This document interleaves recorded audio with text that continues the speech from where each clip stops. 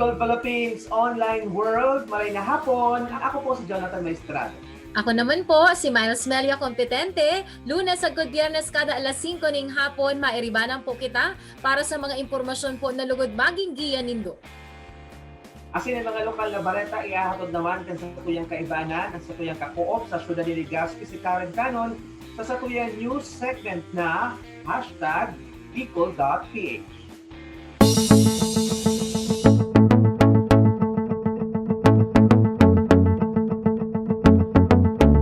Jonathan, mga ka-co-op, 2,245 ang naitala kasuudma na bagong kaso kan Department of Health. 140 po ang nagrahay mantang 95 ang binawianin buhay. 32,384 naman ang aktibong kaso. Sa pangkabilugan, 518,407 ang COVID-19 na naitala sa nasyon poon po kan uminaging taon. Kunya, naghihirap po ang mga probinsya asin syudad na may pinakahalangkaw na kaso. Kasud na Baguio City ang may pinakahalangkaw, magkapantay po sinda kan Cebu City, dangan Davao City, Quezon City, asin Pangasinan. Maririparo mo digdiyo, Jonathan, ang mga syudad, asin sa kaso naman kang Pangasinan, may dakulang populasyon o saro sa mga dakulang probinsya ang Pangasinan. Uya naman po ang COVID-19 tali na pinaluwas kan Department of Health kasubago sanang alas 4 ning hapon.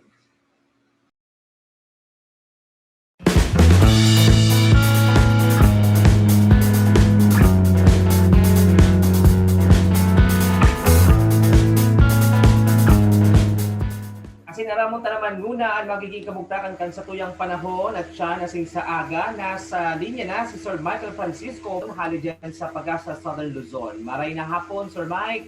Basta po ang weather na. Magandang hapon sa iyo, Jonathan and Miles, at sa ating mga taga-subaybay dyan sa Bicol.ph. Northeast monsoon o yung tinatawag nating amihan ang nakaka-apekto sa Luzon. At para naman sa magiging pagtaya ng panahon, tayo ay makakaranas ng makulap na papawirin na may mga pagulan. Katamtaman hanggang sa malakas na hangin mula sa hilaga-silangan ng igiran na may katamtaman hanggang sa maalon na karagatan.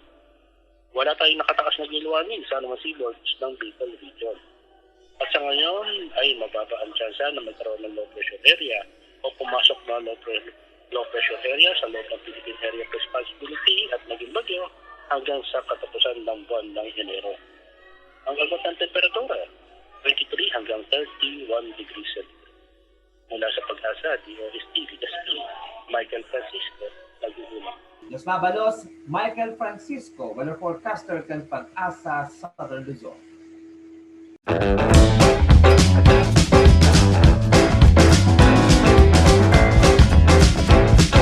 SIM card registration posibleng magkausan in heightened risk nin data breach. Sigon po yan sa National Privacy Commission.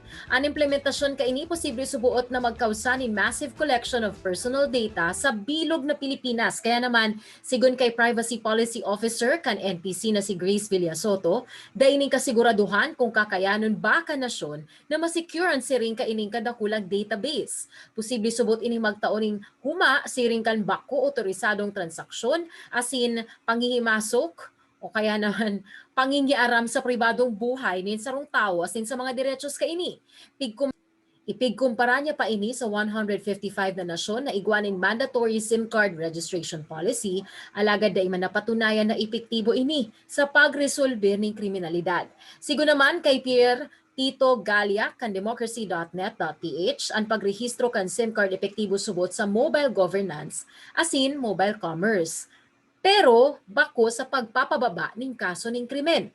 Ang principal author kan proposed bill na SIM card registration na si Senator Sherwin Gatchalian, pigsabi na dapat gibuhan ning paagi kan NPC na maprotehiran ang data privacy kan mga konstituentes. Dugang pa kaini na dapat pakusugon ang data privacy law sa nasyon. Pigfile ni Gatchalian na nasambit na bill kan 2013 matapos ang insidente ni pambubomba sa Cagayan de Oro gamit ang cellphone na igwang prepaid SIM card. Makikipagtabangan naman ang iba-ibang telecommunications company in kaso na maipasar ini. Jonathan, ano ang take mo? Ako, simple lang. Siguro bago kita magdiretso duman sa SIM card registration, i-empower ta muna, pakusugon ta muna an sa tuyang komisyon na nagbabantay kang mga araw kaining kaso. Ito nga Data rin sa privacy. Oo, anong komisyon ito? Si National Privacy Commission. National Privacy Commission. Make sure na igwang mga equipment, igwang lugar kung saan i-store, i-ready. Siyempre, i-ready mo muna bago ka pagpagibo ng SIM card registration na yan, dapat ready na boss. Parang ang nangyayari mo niya na may COVID-19, bago ka mag-purchase ka itong bakuna, dapat igwa ka ng cold storage facility. Di ba? I-ready mo muna ang gabos. Di ba? I-ready mo muna si gabos na kaipuhan bago kita kayan. Kasi kung mag-implement ka kita, magkaigwa na kitang batas, tapos SIM card registration na yan, di ay kitang mapaglalaagan kang mga impormasyon, paano tayo mapuprotektahan na dahil mapapagal itong data privacy, di ba? Oo. Pero Jonathan, kasi sa pagkakaintindi ko, kapag proposed bill pa, no, and then maagi pa nga niyan sa magkaperang pagbasa, tapos kuigwa din siya ng version sa Congress, and then isasakat na nga ni kung maipasar sa both houses, ipapasar sa presidente para pirmahan niya or i-veto niya. However, kung maipasar, duman magkakaigwa ng implementing rules and regulations, I think duman malaog itong preparasyon na sinasabi mo nga ni. Sa kuya naman, igwang SIM card registration na batas o rumayo, kaipuhan tang pakusugon ang National Privacy Commission. Kasi nasa digital world na kita di ba? So, maski pa may SIM card registration na batas o mayo, kaipuhan ang data privacy ta nababantayan. Iyo, tsaka kasi ang data privacy law sa Pilipinas, kung di ako nasasala, dahil pa sarong dekada. Ito nga nito, I've mentioned this before with you na sa Europa talagang matured na, sa West, matured na ang data privacy consciousness kang mga tao or awareness. Digdiyo sa tuya, minsan kita pa ang voluntaryong nagtatao kan sa tuyang pribadong datos, pati pribadong impormasyon tungkol sa satong pribadong buhay. O pwede din Because naman, we are that open. Or pwede din naman the other Way around. Na kaipuan sa data, takot man lugod kitang magtao. Kaya objective naman ng mga programa kang gobyerno, di man lugod na pupush through. So, that's right. Mabalik kita na ano ang asigurasyon mo sa mga tao na napuprotehiran ang sa indang data privacy. So kung makusog ang National Privacy Commission, igwang maninigong mga ekipahe o teknolohiya na ginagamit, tanganing mapangatamanan ang data privacy, o taano matakot kita magtao kang storing informasyon kung makakatabang kita sa nation building na inaako. Nakasalalay kaya yan sa tiwala mo sa otoridad.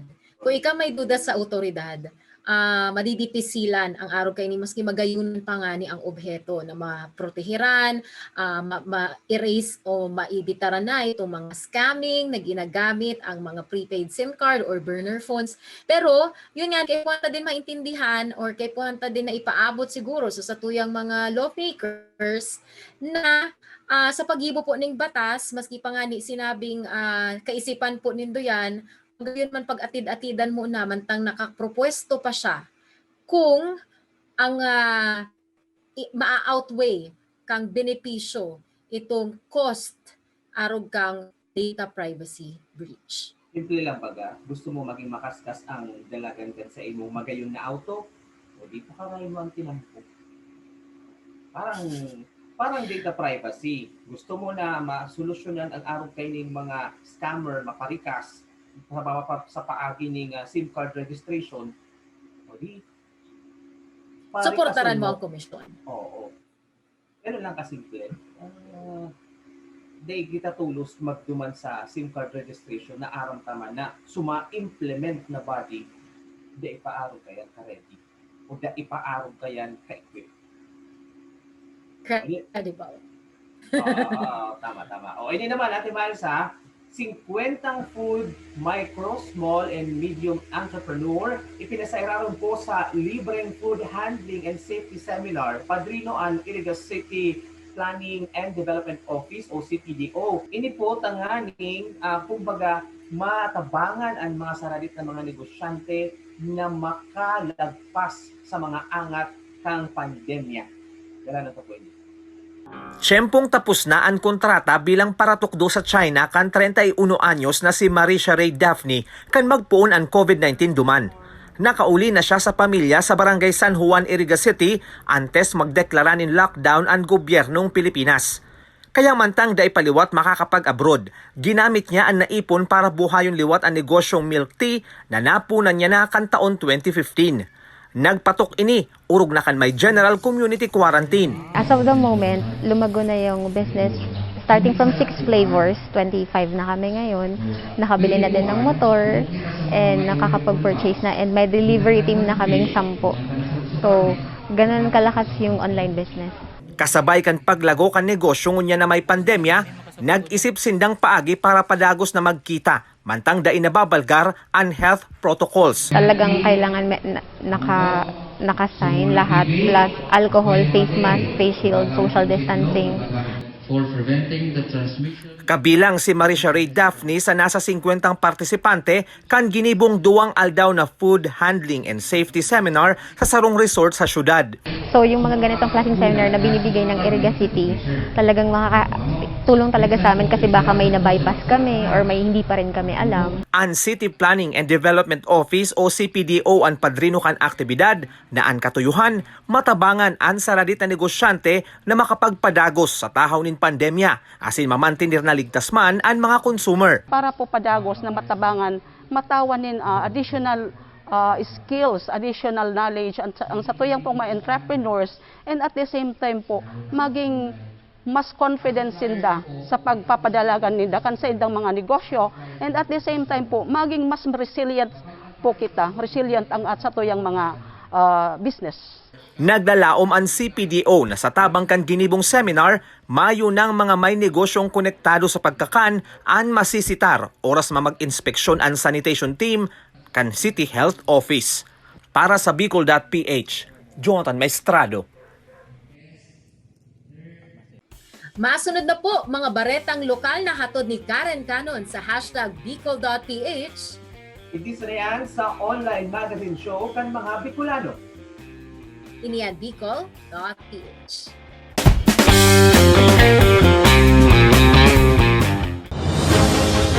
Marhay na hapon, ako si Karen Canon. Ihahatod sa indo ang mga baretang tatak, #Bicol.ph. Nauli sa pambabadil ang pigkudusir na bypass operation kan pulisya sa barangay Gaongan, Sipokot, Camarines Sur, Kasuudma.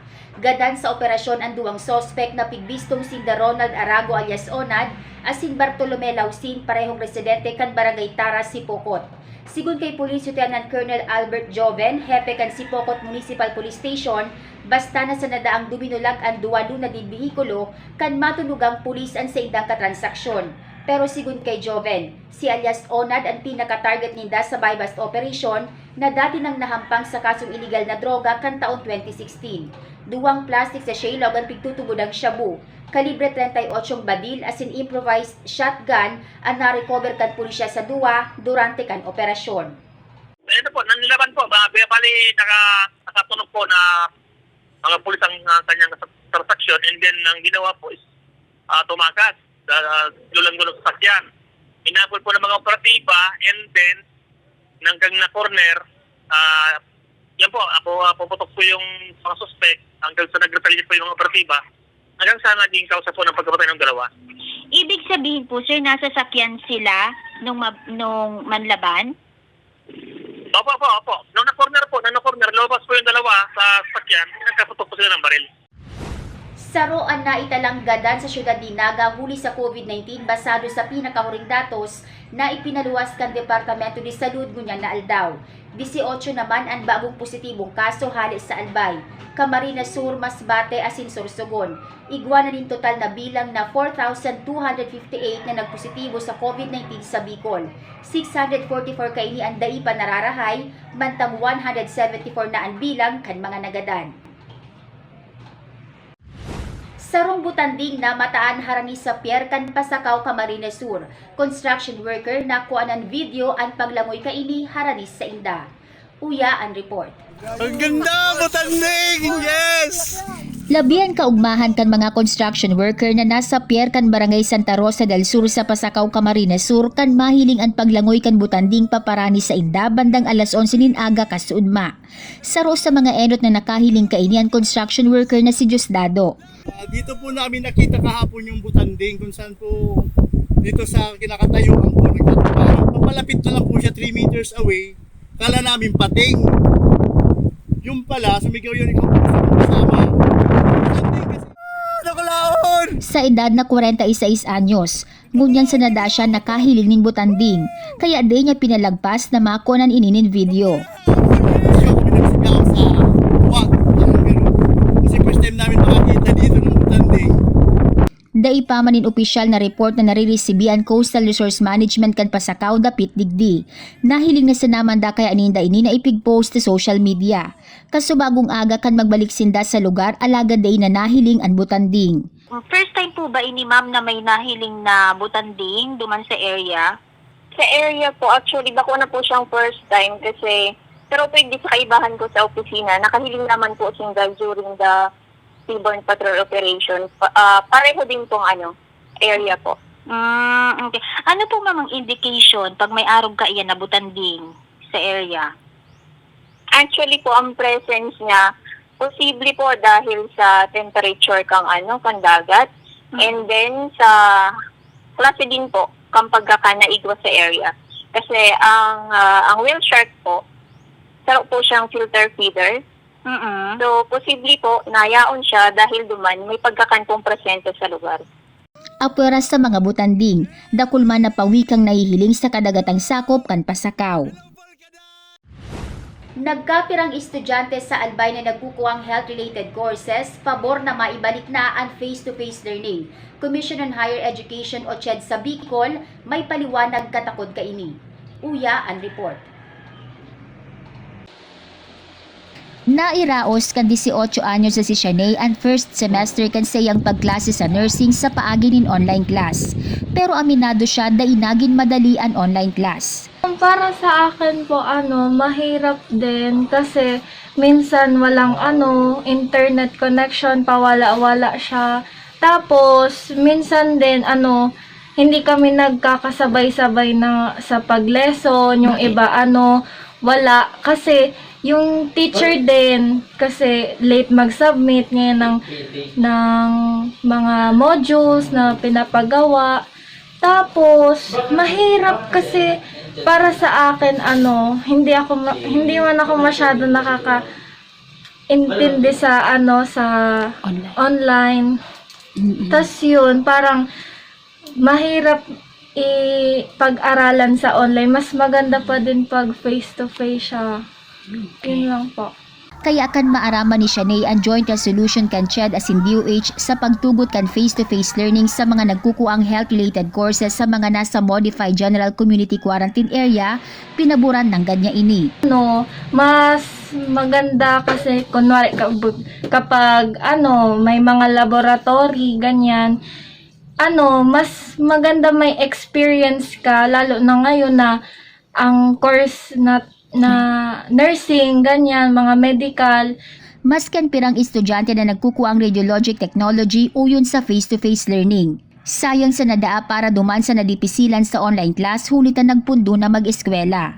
Mas nahihirapan po kami pag online po kasi mas need po namin yung actual talaga. Mas maiintindihan po namin. Lalo na ang ganito pong sitwasyon na virtual learning sa mga medical and health allied courses ay super hirap. Kaya ang iba nagde-decide mag-stop. So sana ngayong second sem, if ever man maging approved na yung face-to-face, mas magiging in favor yun sa amin. Kasi po mahirap po kapag online class, lalo na po sa amin. Kailangan po namin mag-laboratory po. Tapos kapag online class po kasi kunyari, may mga bagay na di mo maintindihan, nakita mo lang, mas maganda na face-to-face, mas makikita mo talagang actual. Pabor man sa face-to-face learning maski ang medical student na si Mohamed Virus. Alagad ang iba niya daang kaklase nagpuli na sa India. Right now, if you suddenly start face-to-face class, they cannot come back here because the problem is Philippines is not accepting any foreign nationals to come back here in Philippines. So, Pero ang Commission on Higher Education sa Bicol dai pa makumpirmar kung pirang eskwelahan sa rehiyon na nagtataon in health-related courses and mapautob kan minimal face-to-face learning. Urog pang bako man ini mandatory o sapiritan. If the parents does not want to expose their son or daughter, then it's not mandatory. You come up with alternative if they do not want. Sa aga magkakaigwanin meeting ang CHED sa mga pamayo o din kan mga respetibong eskwelahan na pwede nang tugutan na magpautob kan face-to-face learning. May mga rekisitos na kaipuhan makomple ang mga ini antes makapautob nin face-to-face learning. For that, we will be orienting all these deans and the various higher education institutions that the things that they're going to do, the things that they're going to prepare, okay, just in case they want to implement the minimal face-to-face in their respective organization. There are things that it's not easy as that. They need to evaluate the site if they're prepared considering the protocol. So a lot of things that they have to prepare. Sa Bicol, pigkakarkulong nasa 20 eskwelahan ang nagtataon in health-related courses. Asin yan ang mga bareta sa #Bicol.ph. 24/7 ang satuyang baretaan, kaya i-like, follow, asin share ang Bicol.ph Facebook page, asin YouTube channel. Pwede man indo i-PM sa muya ang mga pangyayari sa indong lugar. Diyos mabalos, asin marhay na hapon.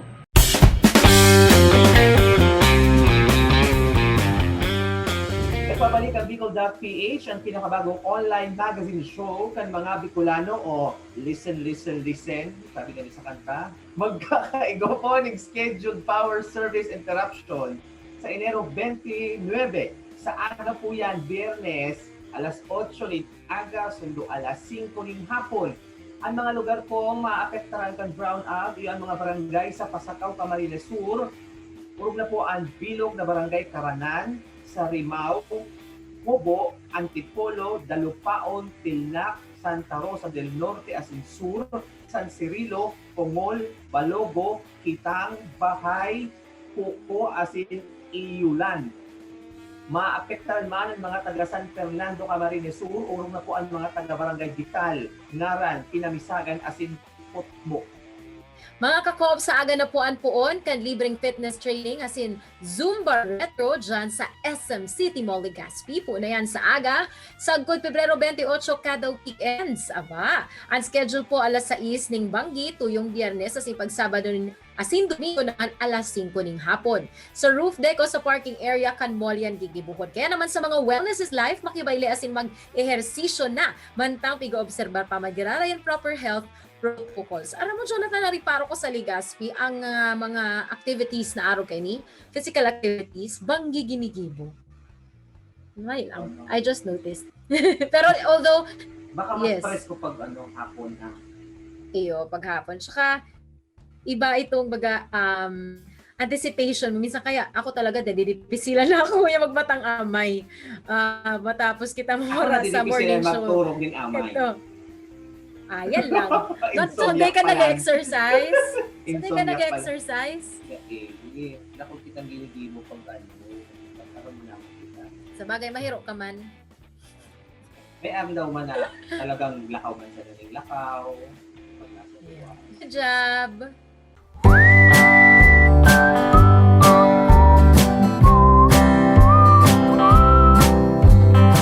Para sa satuyang On This Day segment, Ate Miles, mga ka-co-op, History 101 kita kan January 28, 1861. Ipinangaki si Julian Felipe, ang kompositor kan pambansang awit kan Pilipinas na Lupang Ginirang. Pinangaki si Julian Felipe sa Cavite, saro siyang matibay na paratuklo sa musika asin kompositor nga ni. Siya man ang ipinalaga ni Emilio Aguinaldo bilang direktor kan pambansang banda kan First Republic of the Philippines. pambansang banda. Ngunyan Ate Mads, kung modernong panahon, ang pambansang banda ta. Ano, di ko aram. Hindi ko din aram eh. Hindi ko din aram. Magkaibang henerasyon eh. Boy band PH. Show yun, di ba? Hindi. So mga ano yan, mga sing and dance na mga COVID. Kaya nga. Boy band PH. Oh, ayun ba yun? Yung pelikula. Iyaw. Ay, sorry. Okay na. Aram po nindo mga kakoop na ang primero ngaran kan sa tuyang pambansang awit iyo ang Marcha Filipina Magdalo na sinalidahan sa Marcha Nacional Filipina kan mapili na ining national anthem.